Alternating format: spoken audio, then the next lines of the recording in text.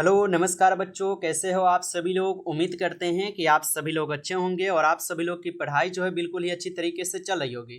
तो प्यारे बच्चों, आज के इस क्लास में हम सभी लोग जो है पढ़ने वाले हैं क्लास 12 पॉलिटिकल साइंस के 50 most important VVI objective question को, जो कि प्यारे बच्चों आपकी बोर्ड परीक्षा 2026 के लिए काफ़ी इंपॉर्टेंट हैं।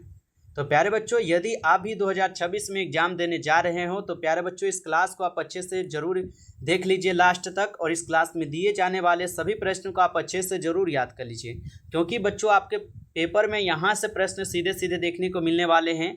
तो चलिए बच्चों, क्लास को स्टार्ट करते हैं और आप सभी लोग जो है हमारे साथ भी आंसर लगाते चलिएगा चैट सेक्शन में। ओके, तो देखिए बच्चों, क्वेश्चन दिया गया है आप लोगों का। क्वेश्चन दिया गया है कि अंतर्राष्ट्रीय अणु ऊर्जा अभिकरण की स्थापना कब हुआ।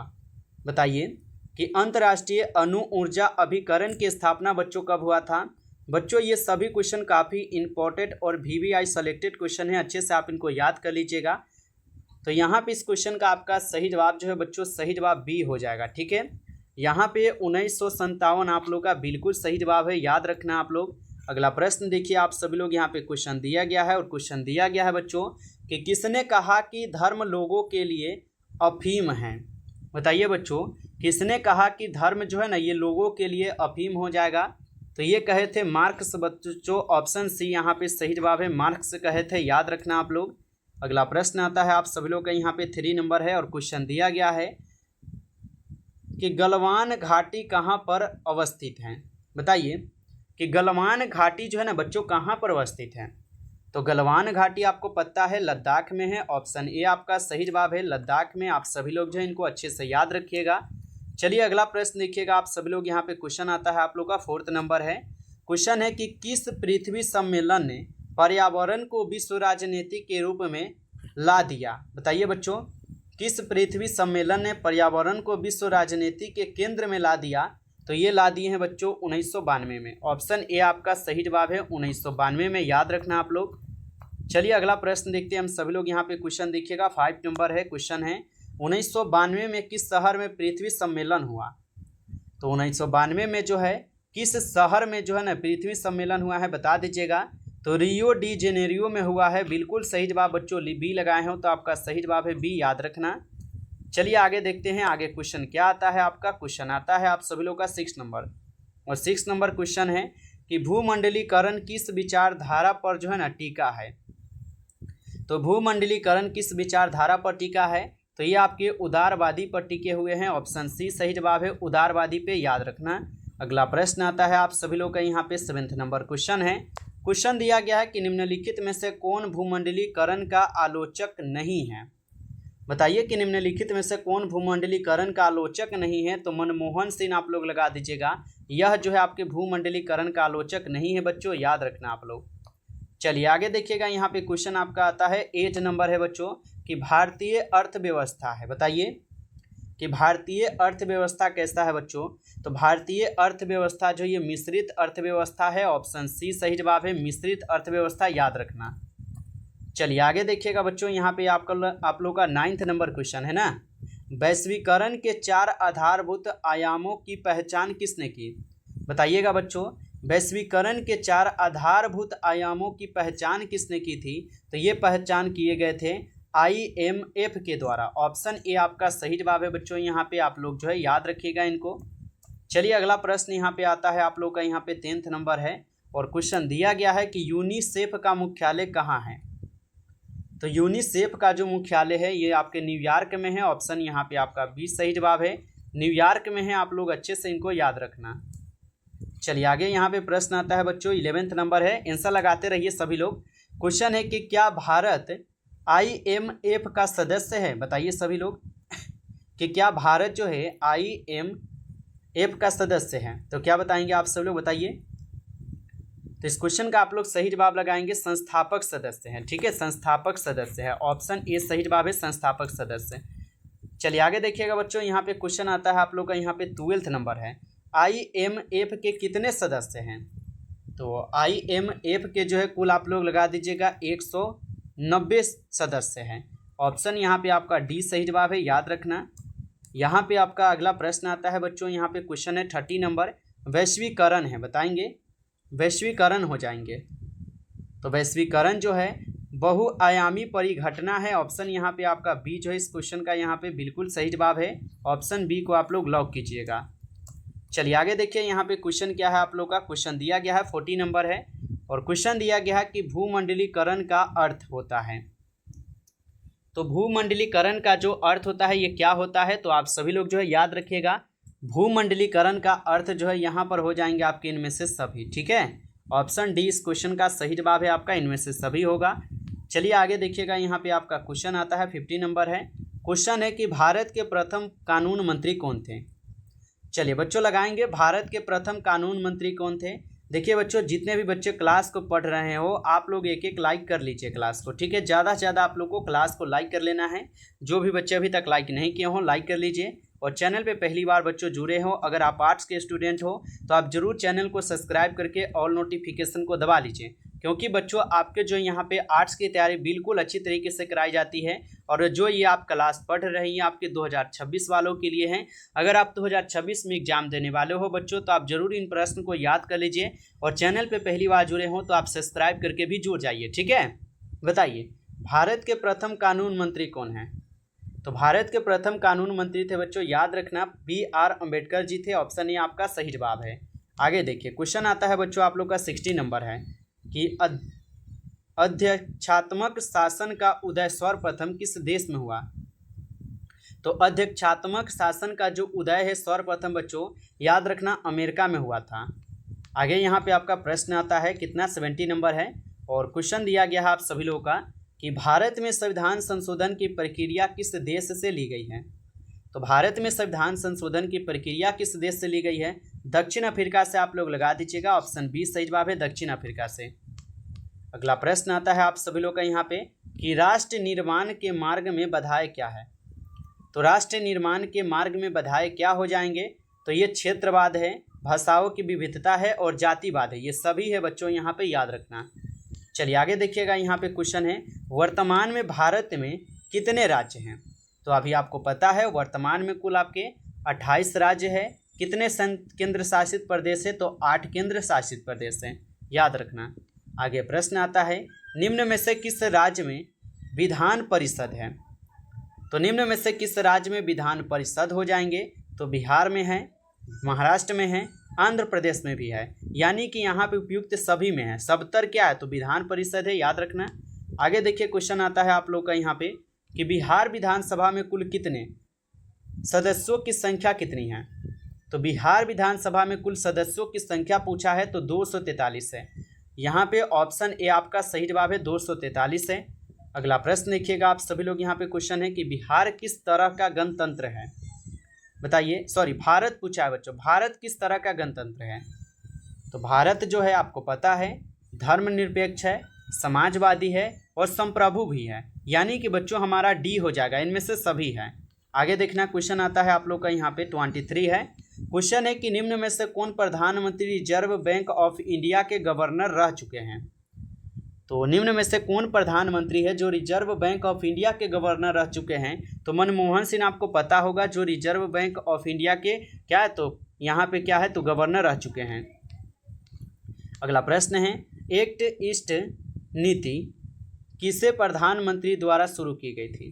तो एक्ट ईस्ट नीति जो है ये किस प्रधानमंत्री के द्वारा शुरू की गई थी, ऐसे होगा तो अटल बिहारी वाजपेयी जी लगा दीजिएगा। आगे देखिएगा बच्चों यहाँ पे क्वेश्चन आता है आपका नीति आयोग की स्थापना कब की गई। तो नीति आयोग की स्थापना कब की गई थी। तो नीति आयोग की स्थापना 2015 को हुआ था। ऑप्शन बी सही जवाब है, 2015 को, याद रखिएगा। अगला प्रश्न आता है आप सभी लोग का कि भारत और पाकिस्तान के बीच विवाद का मुख्य मुद्दा क्या है। तो भारत और पाकिस्तान के बीच विवाद का मुख्य मुद्दा होता है यहाँ पे क्या, तो आतंकवाद हो जाएगा, सीमा विवाद हो गया, जल विवाद हो गया। ये सभी विवाद तो है ना, इनमें से सभी होगा। आगे देखिए क्वेश्चन आता है आपका कारगिल विजय दिवस कब मनाया जाता है। तो कारगिल विजय दिवस कब मनाया जाता है, तो ये मनाए जाते हैं 26 जुलाई को। ऑप्शन ए सही जवाब है।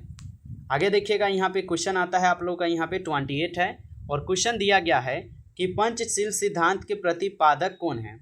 देखिए बच्चों आप लोग के लिए थोड़ा जो है यहाँ पे हम PDF बिल्कुल गेसिंग किया गया, क्वेश्चन तैयार किया गया है। जो कि बच्चों आप लोग को थोड़ा मैं बता दूं, अगर आप आर्ट्स के स्टूडेंट हैं, अगर आपका जो है सब्जेक्ट आर्ट्स है तो जरूर आप लेकर पढ़ लीजिएगा, क्योंकि बच्चों यहाँ पे पूरे यूट्यूब भर में सबसे कम पैसा में यानी सबसे कम फीस में आपको अगर कोई नोट्स दे रहा है तो CKS ऑनलाइन क्लासेस की तरफ से आपको दिए जा रहे हैं। पूरे यूट्यूब पे आप कहीं भी पढ़ कर देखिएगा, आप नोट्स के बारे में पता कर लीजिएगा, बिल्कुल आपको ज़्यादा से ज़्यादा पेमेंट लेगा। लेकिन प्यारे बच्चों यहाँ पे आपको बिल्कुल गेसिंग किया गया जो क्वेश्चन हम दे रहे हैं उनको अगर आप पढ़ लेते हो तो 100 में 100 मार्क्स आप लोग का जरूर रहेगा सब विषय में, अच्छे से अगर आप उनको पढ़ लेते हो तब, ठीक है, क्योंकि हर एक क्वेश्चन बिल्कुल गेसिंग के आगे क्वेश्चन दिए जाएंगे। तो जो भी बच्चों को अगर ये PDF चाहिए बच्चों, आपको पता है कि इस PDF का आपको प्राइस कितना, तो 299 का था, लेकिन बच्चों इसको अब हम ख़त्म कर चुके हैं। आपको बस मात्र बच्चों 149 पेमेंट ही लग रहे हैं। जो भी बच्चों को अगर ये PDF और नोट्स चाहिए आप लोग ले सकते हो। अगर आप आर्ट्स के स्टूडेंट हो तो ज़रूर ले लीजिएगा, ठीक है। अगर आप लेना चाहते हैं तो आप ज़रूर इस नंबर पर SMS कर लीजिएगा 962 18 834, ठीक है। स्क्रीनशॉट इस नंबर का ले लीजिए और क्लास के बाद जो है आप इस नंबर पे व्हाट्सएप पर SMS कीजिए और बोलिए कि सर हमें 149 का PDF और नोट्स चाहिए, यानी कि 149 का हमें PDF और नोट्स चाहिए बच्चों। इसमें बिल्कुल आपको 100% जो पेपर में आता है ना, आपके पेपर में क्वेश्चन वही क्वेश्चन दिए जाते हैं, ठीक है। तो जो भी बच्चों अगर पढ़ना चाहते हो पढ़ सकते हो। अगर आप लोग का टारगेट है कि 95% इस बार अगर नंबर आप लोग ला पाओ तो ज़रूर बच्चों इस PDF को अगर आप लोग लेकर पढ़ते हो तो ज़रूर आएगा, ठीक है। तो जिनको भी चाहिए आप लोग SMS कर लीजिएगा इस PDF को लेने के लिए। चलिए हम क्वेश्चन कर बढ़ते हैं। क्वेश्चन देखिए, क्वेश्चन क्या है बच्चों, पंचशील सिद्धांत के प्रतिपादक कौन है। इस क्वेश्चन का हमारा सही जवाब क्या होगा, तो इस क्वेश्चन का हमारा सही जवाब B हो जाएंगे, जवाहरलाल नेहरू जी, ठीक है, याद रखना। आगे देखिए क्वेश्चन यहाँ पे आता है आप लोग का 29 क्वेश्चन है कि भारतीय विदेश नीति आधारित है। तो भारतीय विदेश नीति किस पर आधारित है, तो आप बता दीजिएगा। ये गुट निरपेक्ष पर आधारित है, गुट निरपेक्षता पर हो जाएगा, ऑप्शन C सही जवाब है। आगे देखिए क्वेश्चन आता है 1971 के भारत और पाकिस्तान के युद्ध में किस नए देश का जन्म हुआ है। तो 1971 के भारत पाकिस्तान युद्ध में किस देश का जन्म हुआ है, तो आप बता दीजिएगा बांग्लादेश का हुआ है, ऑप्शन B सही जवाब है, बांग्लादेश हो जाएगा। आगे देखिएगा क्वेश्चन यहाँ पे आता है आप लोग का यहाँ पे 31 है कि जनहित याचिका कहाँ दायर की जाती है। तो जनहित याचिका जो है ना ये कहाँ पर दायर की जाती है, तो याद रखना सर्वोच्च न्यायालय में दायर की जाती है, आपका ऑप्शन B सही जवाब है, सर्वोच्च न्यायालय में। चलिए आगे देखिएगा आप लोग का आगे यहाँ पे क्वेश्चन आता है और क्वेश्चन दिया गया है 32 नंबर क्वेश्चन है। क्वेश्चन है सूचना का अधिकार कानून किस प्रकार का कानून है।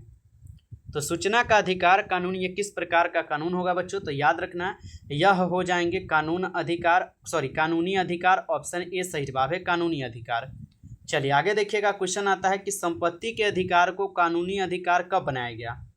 तो संपत्ति के अधिकार को अब कानूनी अधिकार कर दिया गया है और ये कौन से संविधान संशोधन के तहत हुआ था, तो आप लोग बता दीजिएगा। यह जो है ना हो जाएंगे आपके किसके तहत, तो ये 1978 में हुए थे, ठीक है, याद रखना आप लोग, ऑप्शन B सही जवाब होगा। आगे देखिएगा क्वेश्चन यहाँ पे आपका आता है नीति निर्देशक सिद्धांत का उद्देश्य है। तो नीति निर्देशक सिद्धांत का उद्देश्य क्या हो जाएगा, तो इस क्वेश्चन का आपका सही जवाब जो है ऑप्शन यहाँ पे क्या हो जाएगा, तो C हो जाएगा, सामाजिक और आर्थिक लोकतंत्र स्थापित करना हो जाएगा बच्चों, ऑप्शन C यहाँ पे सही जवाब है आपका। आगे देखिए प्रश्न है आपका यहाँ पे 35 है। क्वेश्चन है कि राज्य के नीति निर्देशक तत्वों का उल्लेख है। तो राज्य के नीति निर्देशक तत्वों का उल्लेख अनुच्छेद 36 से 51 में दिए गए हैं, ऑप्शन आपका B सही जवाब है, 36 से 51 याद रखना। आगे प्रश्न है आपका यहाँ पे भारतीय संविधान में कितने मौलिक कर्तव्यों का उल्लेख है। तो भारतीय संविधान में कितने मौलिक कर्तव्यों का उल्लेख है, तो भारतीय संविधान में कुल कितने मौलिक कर्तव्य है, तो आप बताएंगे 11 मौलिक कर्तव्यों का उल्लेख है भारतीय संविधान में, ऑप्शन C हो जाएगा सही जवाब।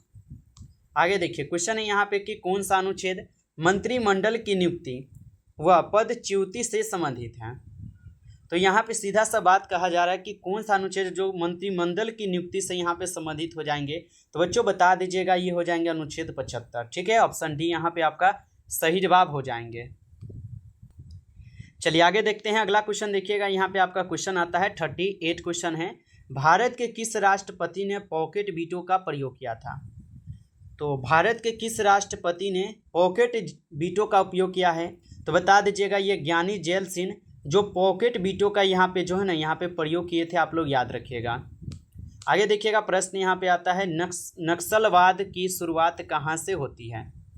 तो नक्सलवाद की शुरुआत कहाँ से हुई थी तो बता दीजिएगा। तो नक्सलवाद की शुरुआत जो है ये आपके हुए थे पश्चिम बंगाल से। ऑप्शन बी यहाँ पे सही जवाब है, पश्चिम बंगाल, याद रखना आप लोग। अगला प्रश्न आता है आप सभी लोग का, यहाँ पे दिए गए हैं क्वेश्चन है कि उच्च न्यायालय की स्थापना कब की गई थी। तो उच्च न्यायालय की स्थापना जो है कब की गई थी, तो उच्च न्यायालय की स्थापना 1950 को हुआ था। आप लोग याद रखिएगा 1950 इस क्वेश्चन का सही जवाब है। अगला क्वेश्चन आता है जनहित याचिका की शुरुआत किसने की थी। तो जनहित याचिका की शुरुआत की गई थी, तो जनहित याचिका की शुरुआत की गई थी आपके न्यायिक पहल द्वारा। ऑप्शन सी सही जवाब है, न्यायिक पहल के द्वारा। आगे देखिए क्वेश्चन है यहाँ पे 86वां संविधान संशोधन जो ना ये संबंधित है। तो 86वां संविधान संशोधन बच्चों किससे संबंधित है, तो आप लोग जो है बता दीजिएगा। यह हो जाएंगे किससे संबंधित, तो ये आपके शिक्षा के अधिकार से संबंधित है। ऑप्शन ए सही जवाब है, शिक्षा के अधिकार से। आगे देखिए क्वेश्चन यहाँ पे आता है कि भारतीय संसद का निम्न सदन कौन सा है। तो भारतीय संसद का निम्न सदन पूछा है, कौन सा है, तो बता दीजिएगा लोकसभा। जो भारतीय संसद का यहाँ पे क्या है तो सदन है। अगला प्रश्न देखिएगा आप सभी लोग, क्वेश्चन दिया गया है कि केंद्र राज्य संबंध किस अनुसूची में है। तो केंद्र राज्य संबंध किस अनुसूची में आ जाएंगे, तो ये आपके आ जाएंगे अनुसूची 7वीं में। ऑप्शन ए यहाँ पे सही जवाब है, 7वीं अनुसूची में। अगला प्रश्न आता है आप सभी लोग का कि कौन सा अनुच्छेद भारतीय संविधान की आत्मा के रूप में जाना जाता है।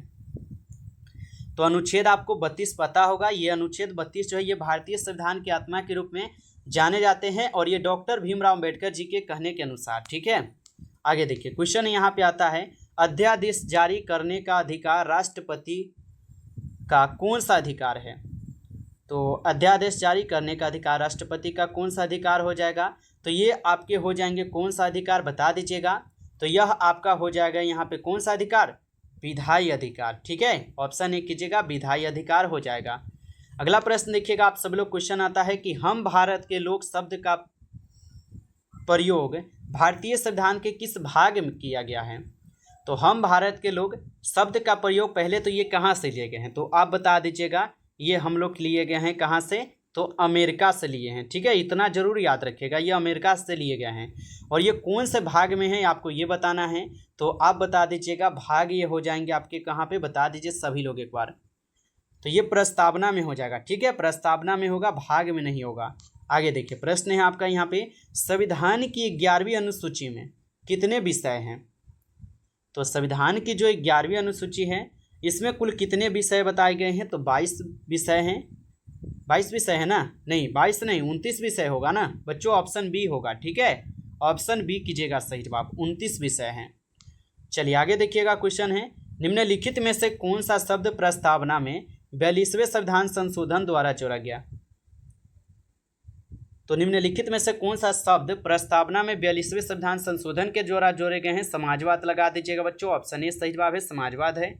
आगे देखिएगा क्वेश्चन यहाँ पे 50 नंबर है। क्वेश्चन है कि संविधान की पवित्र दस्तावेज किसने कहा। तो संविधान की पवित्र दस्तावेज किसने कहा है, तो ये कहें doctor Bhimrao Ambedkar ji. Option A आपका सही जवाब है, याद रखना। नमस्कार बच्चों, तो ये रहे कुल आपके 50 क्वेश्चन जो कि बच्चों काफ़ी इंपॉर्टेंट और सिलेक्टेड और VVI क्वेश्चन थे आपके बोर्ड परीक्षा के लिए। अच्छे से आप इनको याद कर लीजिए बच्चों। क्लास आपको अच्छा लगा हो तो आप इस क्लास को एक बार ज़्यादा से ज़्यादा लाइक कर लीजिएगा। चैनल पे पहली बार जुड़े हो तो आप इस चैनल को भी सब्सक्राइब करके और नोटिफिकेशन को आप दबा लीजिएगा, ताकि बच्चों जब भी क्लास स्टार्ट हो सबसे पहले क्लास का नोटिफिकेशन आपके पास पहुँच सके। तो आप जो इस चैनल को सब्सक्राइब कर लीजिए, ठीक है, और साथ ही साथ ऑल पे आप दबा लीजिए। अगर बच्चों आपको PDF चाहिए तो ज़रूर आप SMS कीजिएगा इस नंबर पे 962 18 834। ठीक है, आपको इस नंबर पे SMS करना है और बोलना है कि सर हमें 149 यानी 149 का हमको PDF और नोट्स चाहिए। बच्चों आप लोग लेकर पढ़ लीजिए, आपके पास अभी भी 3 से 4 महीना बचा हुआ है। ठीक है, 3 महीना हम लेकर चलते हैं, 3 महीने बचे हुए हैं। अगर आप इनको लेकर पढ़ लेते हो तो आपका रिजल्ट जो है ना बहुत ही अच्छा आएगा बच्चों। तो आप लोग लेकर अगर पढ़ना चाहते हो तो ज़रूर लेकर पढ़ लीजिए, अभी भी आपके पास टाइम है, नहीं तो लास्ट में आपके पास कोई उपाय नहीं रहेगा। ठीक है, तो जो भी बच्चों को चाहिए जरूर SMS करेंगे। चलिए आप किससे मिलते हैं फिर नेक्स्ट टॉपिक के साथ। तब तक के लिए बच्चों जय हिंद, जय भारत, मन लाकर पढ़ाई करते रहिए।